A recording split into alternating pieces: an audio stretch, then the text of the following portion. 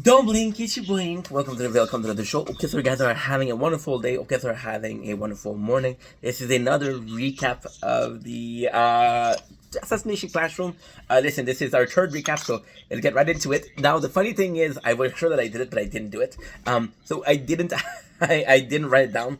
I didn't do shit. No, I wrote it down, but I filmed the video. I think I filmed the video, but I don't have it anymore. So once again, assassination classroom, where we are. I don't even remember the episode, but I remember what happened. So they were planning a trip to Tokyo. Once again, we see how good of a student of a teacher Kuro Sensei is. We're seeing that he has a guide, and it's kind of cool because you got those kids, right? And it's a really nice moment because of the last of the three episode. Once again, we're trying 3 episodes in a row.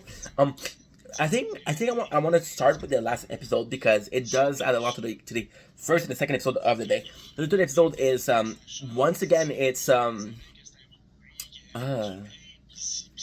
once again it's a reason why we have this we have a what do we call it? Oops, this is loud, dude. You can't hear this. This is bothering you guys, no? This is loud. Boom, boom, boom. Okay, so basically, yeah, with the last one we have the principle and why does it needs to have, and it's actually a beautiful thing because we're pro assassination classroom, we're pro these guys. We want them to succeed. We want them to have a good time, right? And then you realize that they cannot have a good time because once again of the environment that in which they are. So, for example, they have this class and they have this class and they're not supposed to succeed in this class or have fun in this class. And then you're like, why is this class so shitty? And even then, we realize how in poor condition that they are. And then you have the principal who's in charge of the whole school. And his reasoning is actually quite nice. His reasoning is, and I gotta say, it's such a amazing concept. He said this reason that why this class like that, and this class is so kind of shitty. This class is so a nightmare. Is because I don't want students, right, to be wanting to go to this class. I want them to be afraid of this class. So by having a class of students, right, that are in this class, we're kind of pushing every single other student to do better, because if you don't do better, you'll end up here, right? So now, ultimately speaking, your sacrifice is the need of many versus the need of the few. You sacrifice a few students, right? We're still alive. So the rest of he was talking about 95% of the school does better because 5% of the classes of the school is suffering.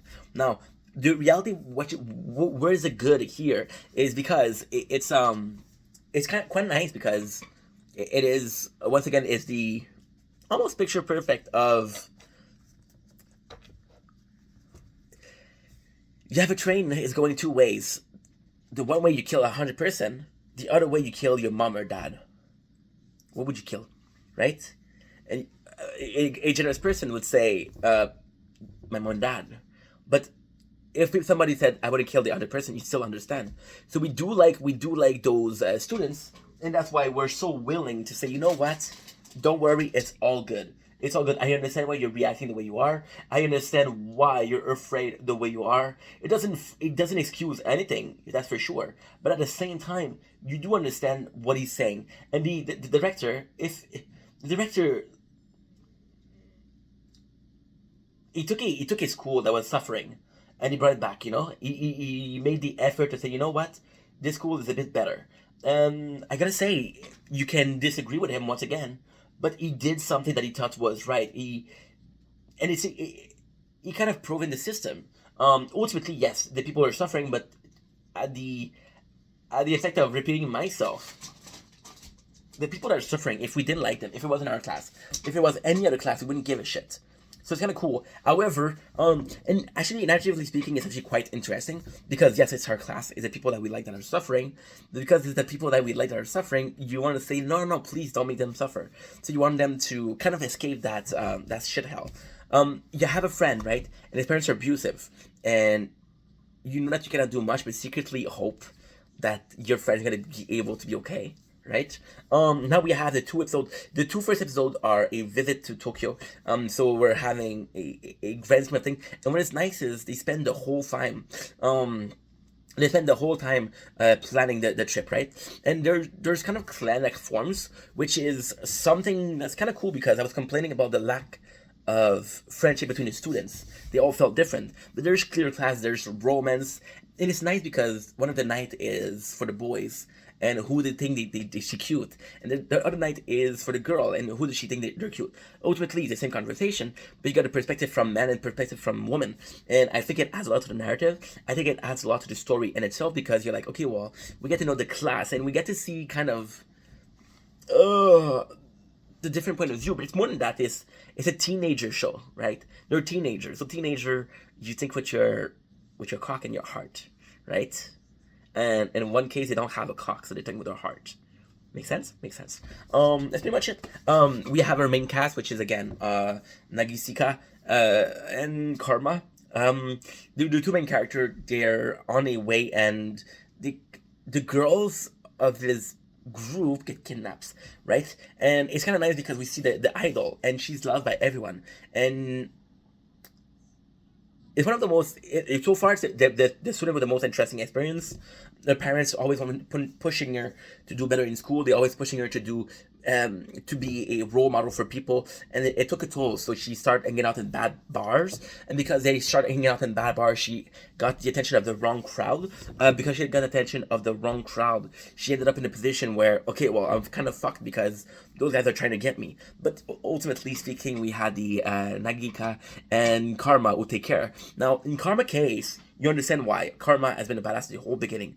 But Nagisika, he's starting to be more of a I'm gonna be honest with you.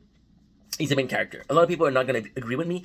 A lot of people are gonna say that the Kuro Sensei is the main character, and I would somehow agree because it's the class versus M.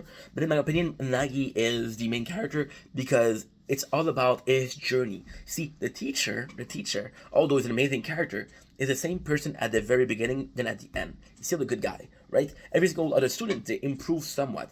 But Nagi, number one. So, they save the girl. Now we're gonna do 3 more episodes because why not? The first episode is we got the Yellow Witch character. The Yellow Witch character, which again, it's not precise, but it's intended, which is supposed to be the the Black Widow, right? It's heavily inspired by Black Widow. What is kind of cool here is she has a teacher, and she's only 20. You know that she's only 20. So when she has a teacher, and that teacher means a lot to her. Fucking beautiful card. ADHD. God damn it. Oh, fucking shit. We made a mess. And of course, by being young, and I'm not saying that being young is. I'm not generalizing. I'm not putting everybody in the same boat, but she's still that role model. And what is kind of cool is there are a bunch of students, which is the student herself. So we have a teacher, which is an old man, and she say, "You're making me look bad. If you could have killed them, you would have killed them already." So the old man is taking care of her, and it's kind of cool because the pacing here is actually pretty weird. The last episode that we had, it was focused on Yelovich character. She was hated, and she was like, "You know what? I'm sorry the way I act. Let's try to work together, right?" And now we can tell that she's a good teacher because the kid, they actually have her back, and she's like, "Okay, well, the old man, you can kill her." No, it's complicated. So the old man is like, "Yo, I'm gonna take your place. Either you attack the government guy, or I'm taking your place." And Yelovich is like, "Okay, because you're my boss." And then we have the governmental guy, the guy with eyebrows, who ends up being giving the chance to Yelovich. And the way it works is the students are really like willing to defend her, willing to their bias towards her because she's a good teacher. But it's more so about the Kuro Sensei and the government guy. They're saying how much she's a good teacher, and she's like, and the funniest thing is Kuro Sensei is like, she's not a good assassin. She wasn't a good assassin, but she's a good teacher. And those kids need her. So he's willing to let her get closer to him.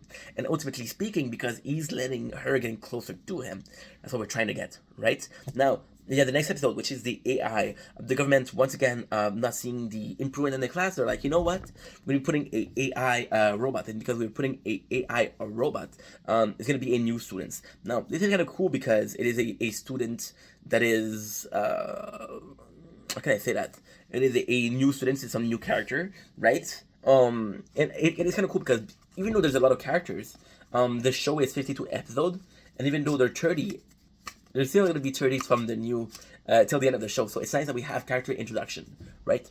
Although it does kind of hinder the narrative progress because you have a bunch of teachers that you have a bunch of students that you haven't really made an episode on, and then you have this random student coming in and show they have an episode. So it's an AI. It's formed to be like an iPod. This show is pretty old, and because it's formed to be in AI, it's supposed to learn. So it has a machine gun and turrets and shit like that, and it's kind of cool because the students are like, "Yo, you're possibly our best way to kill the teacher, but you're not letting us learn," and we're kind of trying to learn. Once again, I feel like this episode is kind of good because you're like, what are you trying to learn? And then you remember, like, oh yeah, a couple of episodes ago, you were in a position where you were kind of, oh shit, dude. If I don't make it out of this class, I'm gonna be stuck in this horrible situation for the rest of my school years. And that's pretty much it. Lastly, it's nice because she's like, oh, you're not letting us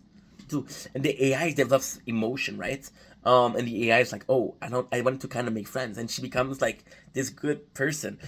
Then the episode is actually really weird because they spend the half of the episode, right? More than half of the episode, they spend the 75% of the episode trying to build up her character, trying to build up her personality, how nice she is, how she becomes one of the students, how she can make friends with the students, just to at the very end have the government kind of take out most of the things that are in her, making her again into a killing machine, and making her a killing machine. Being like, why did you build a character? Just to her to be like, oh yeah, I'm still me. Which is it's actually a cool episode. It's actually a cool concept. It's a cool concept to introduce AI, but this character doesn't have an importance at the end. I even forget that she existed. So all in all, some good episode. That's pretty much it. Anyway, love you guys. Take it easy. Peace.